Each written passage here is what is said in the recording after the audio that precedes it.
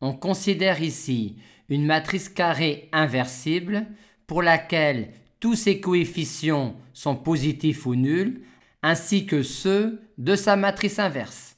On nous demande alors de montrer que chaque ligne et chaque colonne de la matrice carrée A comporte un et un seul coefficient non nul. On va pour cela simplement utiliser que le fait que le produit matriciel A fois A-1 donne la matrice identité et que le produit matriciel A-1 fois A donne également la matrice identité. Considérons une ligne quelconque de A. Dans cette ligne, il y a au moins un coefficient non nul, sinon A serait clairement non inversible. Il suffit donc de montrer qu'il ne peut pas y avoir deux coefficients non nuls. En appliquant les différentes colonnes de A-1 à cette ligne-là, on va obtenir tous les coefficients de la ligne I0 de I.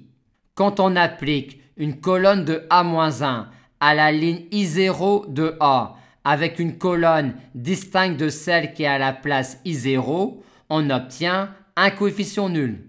Mais vu que tous les coefficients de la ligne I0 sont positifs, ainsi que tous les coefficients de cette colonne-là, vu l'hypothèse, il est nécessaire que dans cette colonne-là, ce coefficient-là soit nul, ainsi que celui-là.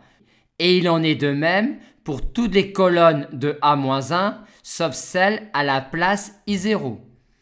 Et il est impossible que l'on ait dans A-1 une telle configuration, sinon on aurait dans A-1 deux lignes collinéaires et donc A-1 ne pourrait pas être une matrice inversible. On en déduit donc qu'on ne peut pas avoir dans une ligne de I0 deux coefficients non nuls. Et on fait de même pour les colonnes de A en considérant cette fois-ci le produit A-1 fois A.